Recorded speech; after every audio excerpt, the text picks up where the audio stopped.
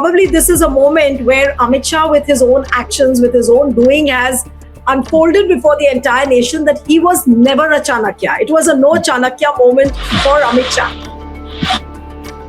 You can say that. You are entitled to say that. See, BJP is in a habit of creating these kind of words. Chanakya, Law Purush, Lal Krishna Advani was called Law Purush, Sardar Patel was called Law. You coin words, and they are very good at it. So you're saying the BJP must have got scared of the optics which was playing out, and that was 100%. Sort of, okay. 100%. I have no doubt in my mind. Initially, they just let it go. I think BJP for the last few months, I see that they are highly confused, desperate. Confusion and desperation, both. It's a cocktail of desperation and confusion. Is BJP scared of this complementary effect which is put together of Rahul Gandhi, hyperactive in the national capital, and the cockroach party which is going across the country with the Gen Z and the Gen Alpha? Is this complementary effect this BJP is scared of? And supposing if we isolate the two, then apparently again BJP will try and brazen out. See, Neelu, you know what is hilarious? What is hilarious, when the Rahul Gandhi was not active, then the BJP had a problem. When the Rahul Gandhi is active, then the BJP has a problem. When Rahul Gandhi was not hitting roads, then the BJP had problem.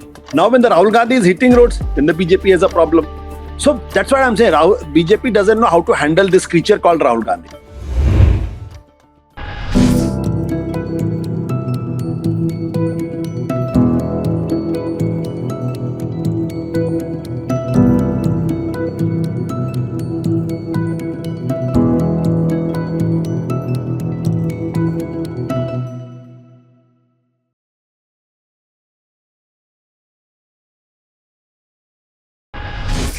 Hello and a warm welcome to HW News Network, your one-stop show, truth be told, for some engaging and thought-provoking conversations. A month after his sudden dharna outside the Prime Minister's residence over students' protests, leader of the opposition in the Lok Sabha, Rahul Gandhi's unannounced protest outside the Parliament Street police station to get an FIR registered on a complaint by the pellet gun victim Sahil Lochab reveals a totally new political strategy. Now, for the second time in a month, if you see, the opposition leader not only caught the authorities by surprise, but also his own party colleagues, because I happened to speak to a number of Congress leaders yesterday where they said that they did not know of this plan. So which means his own party colleagues were taken by surprise. Now, this element of surprise combined with a direct action and sustained engagement suggests that Rahul Gandhi is ready, or rather willing, to experiment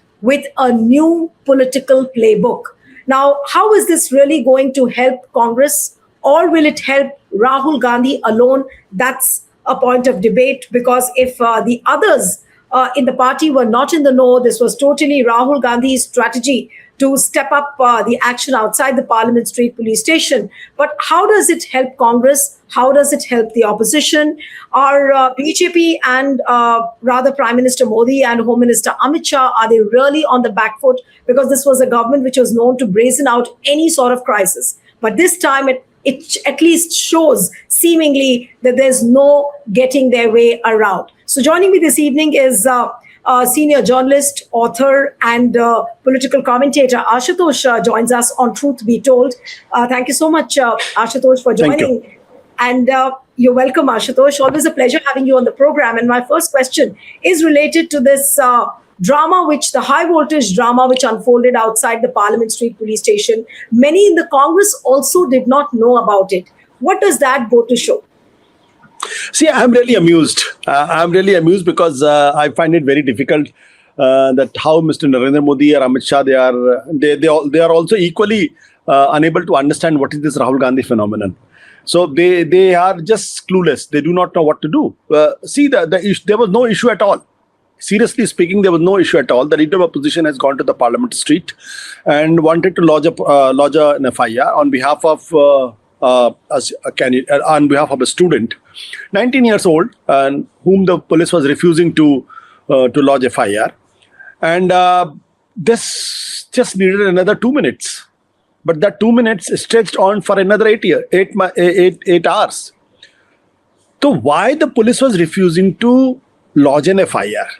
That's a question which should be asked, and that also indicates that how the entire administration is unable to understand what is Rahul Gandhi. And this I say with all kinds of seriousness. Because if they had lodged an FIR in 2 minutes, obviously Rahul Gandhi wouldn't have got so much footage about which Ravi Shankar Prasad was hinting at, or JP Nadda was talking about. So who provided that opportunity to Rahul Gandhi get the footage? Congress, the BJP government. Who is managing the Home Ministry is Amit Shah. And the Delhi police comes directly under Amit Shah. So obviously, when the leader of opposition was there, somebody must have talked to somebody in the police department, must have spoken to Amit Shah or the Home Secretary, and would have needed a clearance. The police did not get a clearance because it became a very high-profile case. It was related to pellet gun. It was related to Rahul Gandhi. It was related to the cockroach movement. It was related to how the Supreme Court is also has intervened into the matter. So obviously this needed a much deeper clearance, but Amit Shah, obviously nothing moves without him. So was he sitting on the entire request, or was he sitting on the information? If he was sitting on the information, and that's what I assume, that yes, he was sitting on the information and he didn't know what to do. So 8 hours, just imagine 8 hours for an FIR, and the entire benefit goes to the Rahul Gandhi. What the government got out of it, it is really amazes me. That no, but this is a mystery, Ashutosh. And I'm sure people like you would unravel this mystery in the coming days, that what must have led to this change of heart. If Amit Shah was sitting on this on this situation for 8 hours, then post 8 hours, what was that one trigger which led to the change of heart? Was it a phone call? Was it a realization on the part of Amit Shah or Prime Minister Modi would have called that, look, the situation is really getting out of hand? Because on the social media, I saw one lawyer's bite who was saying that, look, because of Rahul Gandhi, there's so much of traffic jam. And this is an anti-national act. And it was a lawyer who actually said this. And I was just wondering that, why is he talking like that? So what was that one trigger, according to you? See, Neelu, I'm really tempted to call that lawyer with certain words which I will not utter, because what is traffic jam? I think he had not noticed what happens when the Kavarias moves from one place to another place. Actually. And the entire highway is jammed. And so I'm sure that either he's blind or he just want to attack Rahul Gandhi. That's why he's using. See, it's a much deeper problem.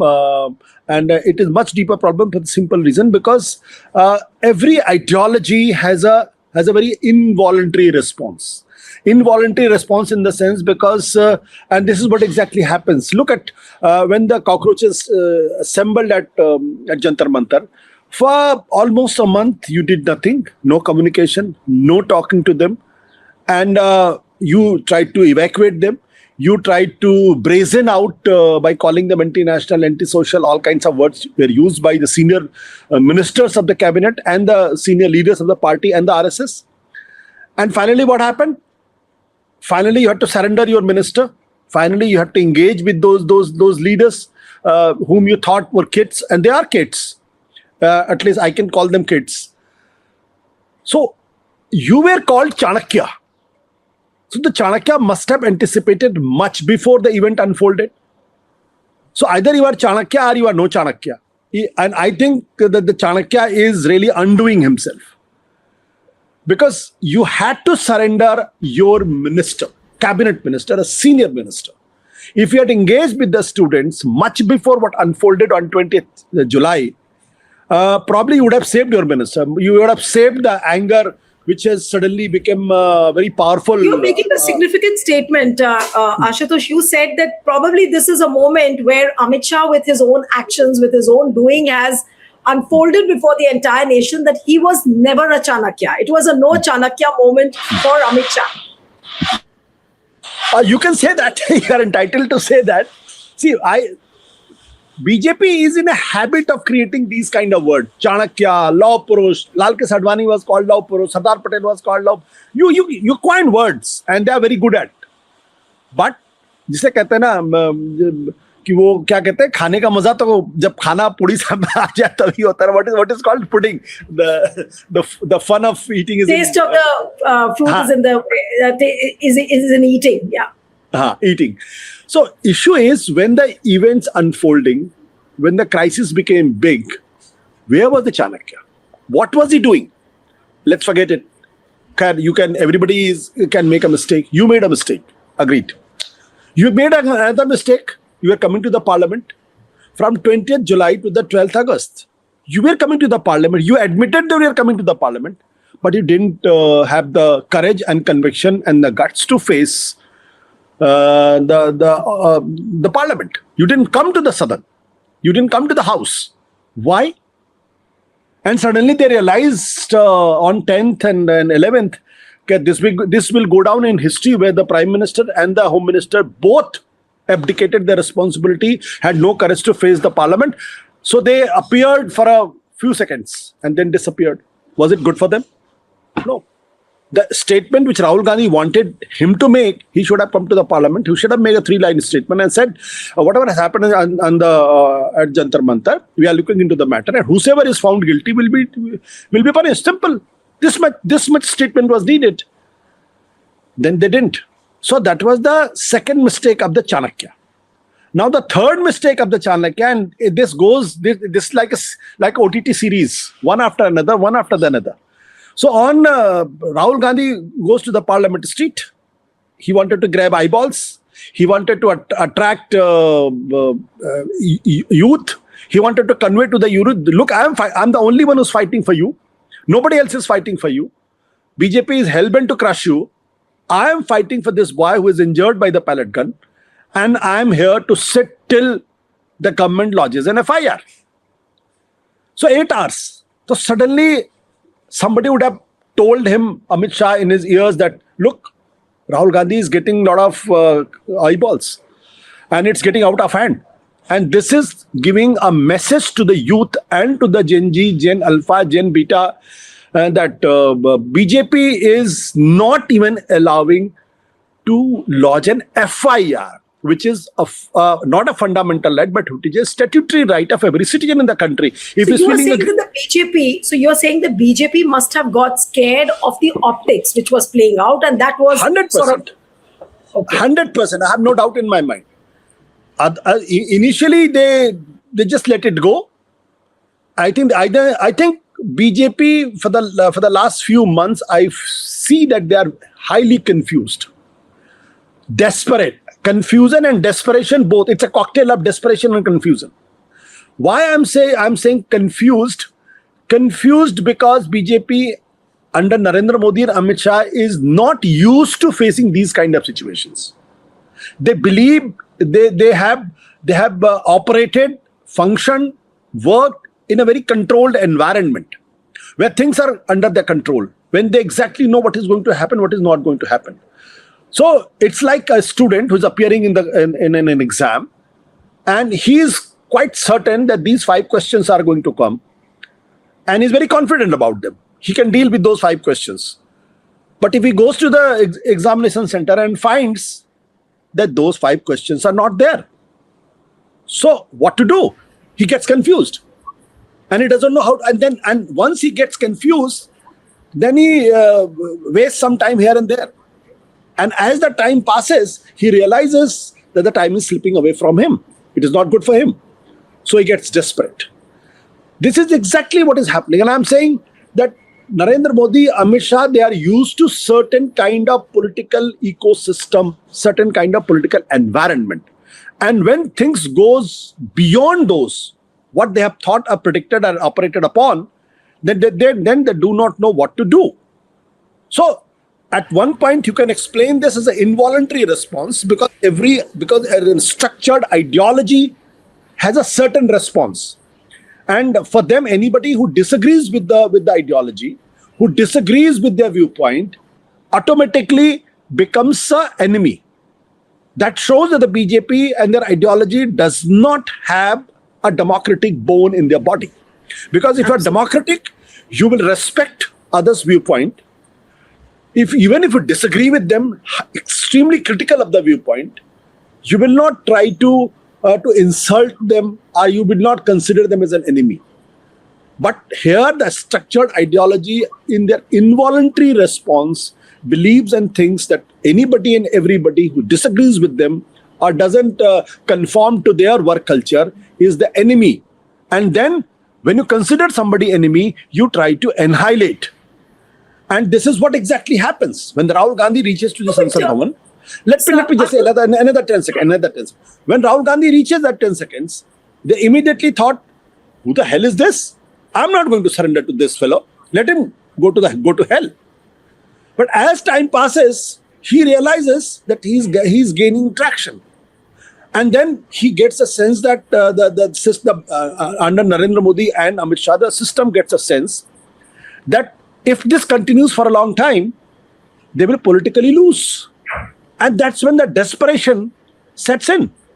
So confusion and desperation finally reaches to the conclusion that it's better to give signal to the police administration to lodge an FIR. But by the time the damage is done. Right. No, I was going to ask you that if you look at the trajectory of the pressure which was put on the government, till the time only Jantar Mantar protests were there. Apparently, Amit Shah thought that, okay, we'll whisk away Wangchu from Jantar Mantar, we'll try and get the narrative in hand.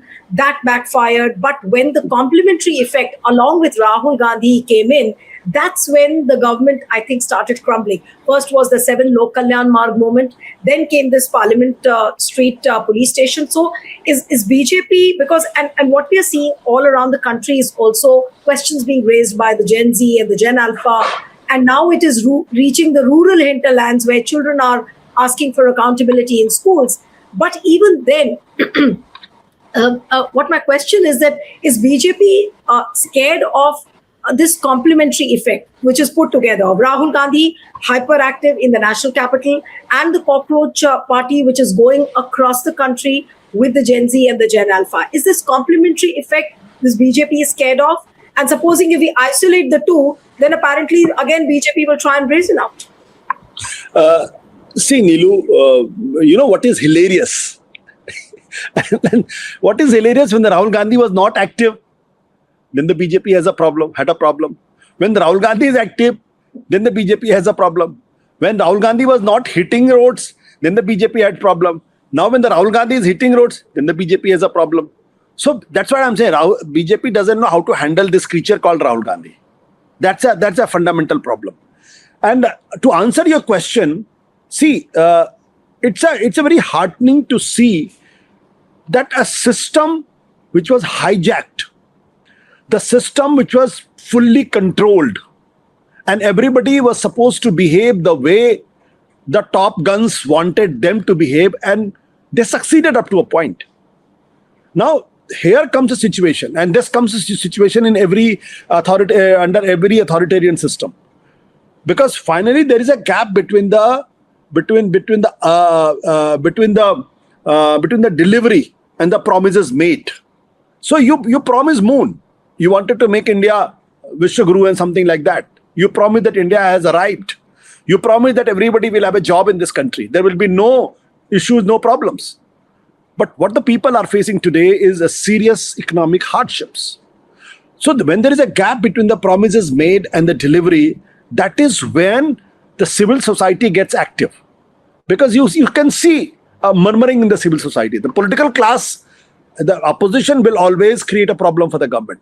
But when this problem becomes a really problematic, when the civil society also corresponds with the political moves. And what is happening, this is a classic example why this government is upset and why this government is really scared. Because the political movement and the social movement both are asserting itself. They both are asserting themselves. The political movement like opposition has not led the parliament function in the last 23 days. And we're asking a very tough question to the Amit Shah and basically targeting Amit Shah, the number 2 man in the government. That did you order pellet gun shooting? Did you not? If you ordered, then you are a culpable. You should resign. If you had not ordered, then you are incompetent. Then you should resign. Now the government doesn't know what to do. So the look at before and Until yesterday, Ashu, people like Ravi Shankar Prasad were taking the alibi that, look, we've already constituted a high-level inquiry committee. Supreme Court has constituted that. So let that committee now do the job. Why is Rahul Gandhi getting into this dramatic action? This is what he said. has Supreme Court ordered or asked that no FIR will be lodged in this case? No court can say this. I am an aggrieved citizen. If I'm not getting justice, I will go to the police and lodge an FIR. No court can say that you can't lodge an FIR. What the court can say, once the FIR is lodged, that don't take a coercive action. So they can they can ask state not to take a coercive action till you reach to some kind of a conclusion or you have a conclusive evidences.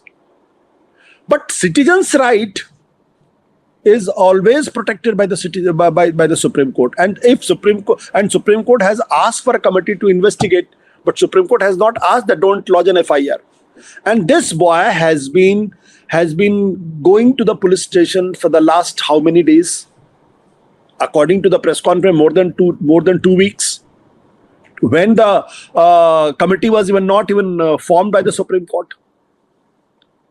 So if Rahul Gandhi is not going to lodge an FIR himself, he is trying to help a citizen of the country who is 19 years old, who is aggrieved, who is almost losing his eyesight, and more than 200 guns, the bullets are in his body.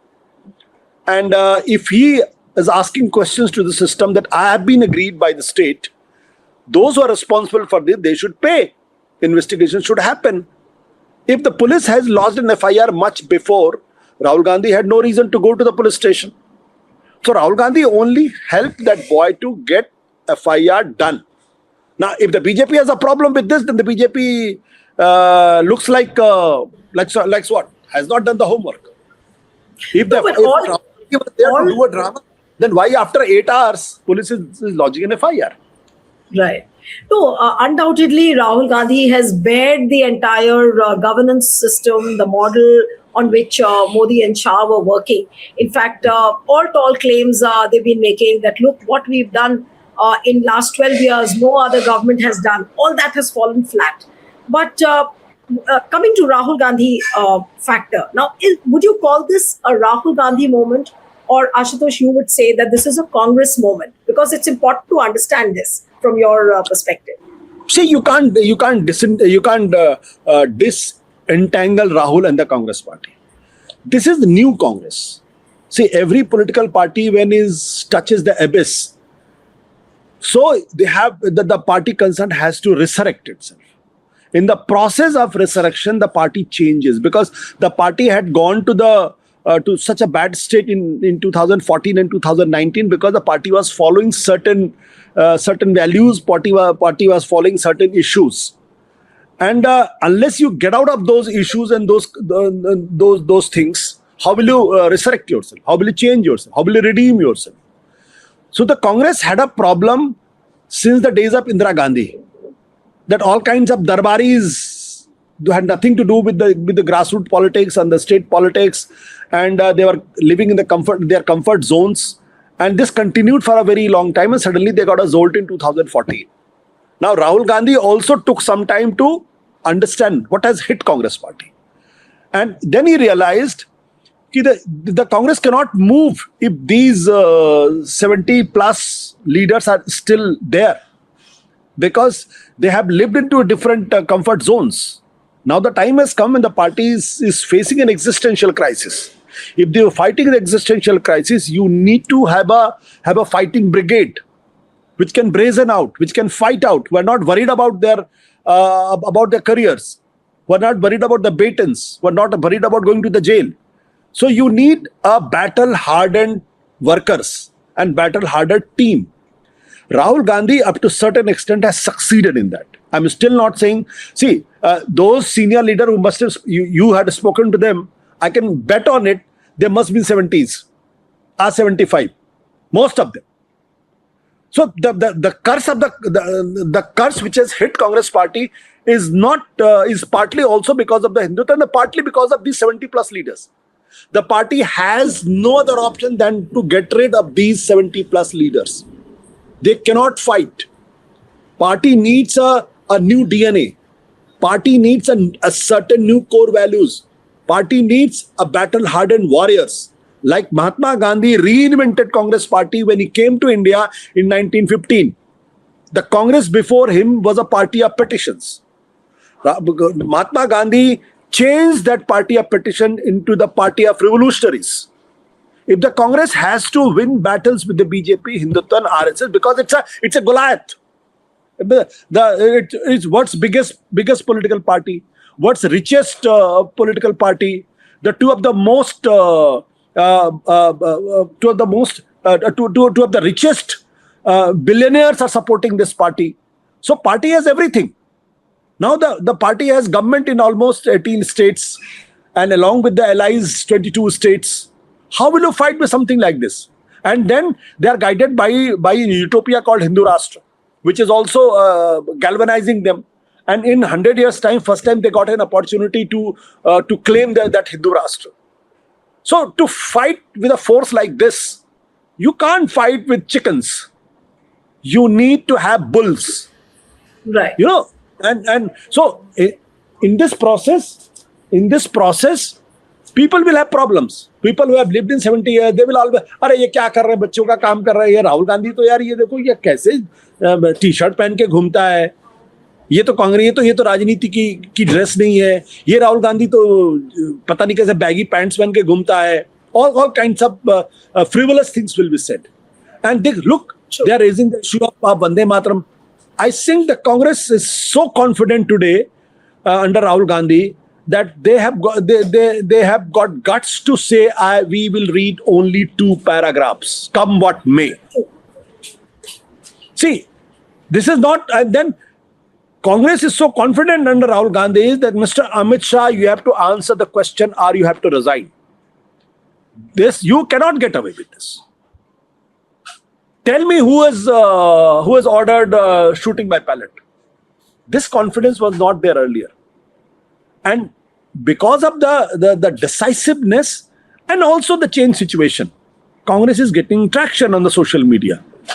People are, if you write a blog about Rahul Gandhi, if you do some analysis about Rahul Gandhi on the digital space, you are getting traction. Mr. Modi's traction is gone. Yeah. So what I'm saying is this is new Congress party, but this is Rahul's Congress party. This is not old-fashioned Ahmed Patel's Congress. No, I think we can't agree more with what you said. But coming back to the BJP, the tough question, would you be okay with saying that, and many platforms have already started saying that, Modi and Shah, the era is already over. We can see the end coming. How would you assess the things? Can they have a comeback? Can they go back to their original Hindutva politics, the Hindu, the Muslims, the communal politics which they do? Or will they really have to go back to the drawing board and come up with something really innovative now? See, I will not say that their era is over, but they are in definite crisis. There's no doubt. There is a definite crisis. And whatever happening today is symptomatic of a larger malaise which has inflicted the Sangha Parivar. I'm not talking about the Modi government. I'm talking about the Sangha Parivar. The BJP owes everything to RSS. Everything. Their existence, their ideology, their party cadres, their everything. But if you look at since 2014, वो RSS के कार्यकर्ता जो झोला लेके चलते थे, now they are demanding 7-star facilities. Yeah. They need biggest car and the most expensive car to roam around. They want to take a jet. They are living in 7-star hotels. And you can see them roaming around in most expensive bags. I'm not taking the name of the person concerned. Most expensive bags, which is for man like me. If I get a money of that much, I can happily live for another 20 years. We'll save that kind of money. This was not RSS. This is something else. The new beast which we see is not RSS but something else. And Mohan Bhagwat realizes that the RSS is heading for a big trouble. This continues because this is what exactly happened when Indira Gandhi became the Prime Minister. The party was centered around one individual. The senior and the जो समझदार लोग थे उनको party से बाहर कर दिया. Party became a club of very high-ranking buffoons, darbaris, which had no roots. Now exactly the same thing is happening with the BJP. And everybody is bought. Now look at the top 5 leadership of the BJP. How many of them can win elections on their own? Absolutely. None. When Atal Bihari Vajpayee was the Prime Minister, he created a second and third line of leadership, the galaxy of leadership. Arun Jaitley, Venkaiah Naidu, Sushma Swaraj, Anant Kumar, Pramod Mahajan, Gopinath Munde, Yadurappa, Kalyan Singh, Rajnath Singh, Shanta Kumar, Prem Kumar Dhumal, Raman Singh, Shivraj Singh Chauhan, Nitin Gadkari. You can go, Uma Bharti, the list can go on and on and on. Now do you remember the 5 general secretaries of the party who were sacked? Do you remember their name? I do not remember their name. But in Esther years, those general secretaries were the real firepower of the BJP. Now, what I'm trying to say is that this centralization of politics under Narendra Modi and this resource-rich RSS and the power-grabbing attitude, all three has combined, and this is creating problem for the RSS, and the Mohan Bhagwat realizes this. But unfortunately, when you are at the top of when you're at the peak of your power, you do not realize how the ground is slipping away under your feet. So Congress took 40 years to reach where they are. My sense is BJP will not take another 10 years to reach where the Congress is. Because this malaise is more dangerous. And I'm really aghast कि आपको I had seen this in Aam Aadmi Party. आपको जब 5-star hotel की आदत लग जाती है तो फिर आपसे राजनीति नहीं होती है. You can't do this. You need grassroots workers. You need to. This was the RSS. When their pracharak used to go, they used to live with in the houses of their pracharaks or in their swayamsevaks. And वो चना चबाना खा के चलते थे वो. उसके आधार पर पार्टी इतनी बड़ी हुई. अब आप 5-star, 7-star Will it also lead to, Ashutosh, will it also lead to a lot of resentment within the BJP? And all those leaders who had been silent all this while, with this over-centralization and also seeing the way the things are crumbling all around as far as the environment is concerned, do you think that we'll soon start seeing BJP leaders coming out and open and speaking up? As long as they're in power, see, as long as there is a lot of resentment, there's no doubt about it. There's a lot of resentment. If you can gain their confidence, they'll tell you. Otherwise, they will not open their mouth because they realize that it's a surveillance government. So everybody is under surveillance, and if they speak a word here and then they can it can jeopardize their career. But there is a lot of resentment in private conversation, in extreme confidence. They share all those things. So there is resentment. But the issue is, till they realize that Modi can win elections for them, they will not open their mouth. Now that aura is going, and that aura is going fast, that Modi can't win elections. 2040, 2024 was a warning signal. And not because BJP gained only 240 seats, but because Narendra Modi struggled to win in Varanasi. A leader which is supposed to... Is the time ripe now for Modi to step down? Because Rahul Gandhi had signaled a few months ago that this government is not going to complete its 5-year tenure. Rather, it will just fall within a year's time. Do you see that end coming where they probably might not complete their 5-year term? No, I Is will the not talk situation about the end really coming or he should step down. First of all, I'm no advisor to them, and secondly, I still see that there is politics left in Narendra Modi. It's not, see, the biggest asset of Narendra Modi is that he has a capacity to bounce back, and somebody who has been in the government for the good 25 years and elected as an elected head of the state and elected head of the government. He was chief minister for 3 terms in Gujarat. It's not a easy task to get elected again and again and again. And as a prime minister, when everybody thought India is not Gujarat, even then he managed to get to 282 seats in 2014, then 303 seats in 2019, and 240 seats. So he is. Let's not underestimate him. We'll commit the biggest mistake if we underestimate him. He can still bounce back, and he can still make things difficult for the opposition and others. But yes, the problem is there, and the crisis is there. Now, and he is facing the biggest challenge of his life. There's no doubt about it. After the in 2003-4, when I think it was 2-3 yes, when the party wanted him to remove as the chief minister. Since then, this is the biggest crisis he's facing. But my last question to you, Ashutosh, is that are we in a position to predict UP elections or 2029 right now?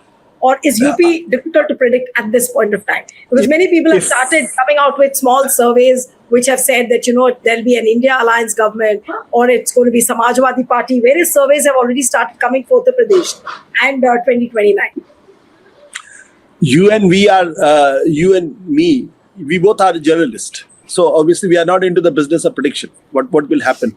And politics changes so fast. Even if before 20th of July, who had predicted that the things will change so badly for the BJP government? No, nobody. Yeah. So the things change in a day. In one day, on 20th July, the Lathi charge changed the complexion of the politics in this country. So it's too early to predict anything. But yes, I can bet my neck out. BJP will have a tough time in UP. It's things, I know. And then there is a rider. The rider is that there's a lot of question mark about the electoral management. So if that playbook is working, then obviously every prediction will go haywire. And whatever prediction you want to make, you can very safely make a prediction that BJP will come back. Within that context. No, very given this cockroach movement, the way it's unfolding across the country, and they are asking for accountability of the judiciary, of the election commission as well, do you think that it might not be very easy now for even the election commission to be managing the affairs like what it has been doing earlier? I hope so. I hope so that some good sense had prevailed in the Nirvachan Sadan. I hope so. I hope they are wizened now. But sometimes when the power is in your head, you lose balance, and you don't want to see what the what you should obviously see. You don't want to read what is written on the walls. And when everybody is reading and everybody is saying this is wrong, this is wrong, this is wrong, but the person concerned is saying, no, I can't see anything. I can't read. So we all are human. We all commit mistakes. But yes, I am very certain that BJP will have a tough time in UP. It's not going to be easy for them because since 2024, when the BJP got 36 seats in UP, situation has not improved. Their biggest brand is today damaged. Their biggest brand called Narendra Modi is damaged. Their biggest ideological plank today is under serious question mark because of the Chadhawa. Serious question mark. So why should people vote for them? There is a huge unemployment. There is a huge price rise. Situation has not improved. And then there is a rumors about fight between Delhi and Lucknow. There is a succession war going on in the BJP. So things have not improved. If things have not improved, why the BJP should get majority again? But then, having said that, I will not predict anything. I will only say that BJP will have tough time in UP. There is no doubt about it. True. I think you've given a very important note to end the program, and I think we should leave this question with the viewers. Why should one vote for BJP? As now today is 22nd of August 2026. Why should you vote for BJP? Just think about it, ponder over it, and send us your feedback on this video as well. Thank you so much, Ashutosh. It was lovely talking to you. Thank you very much.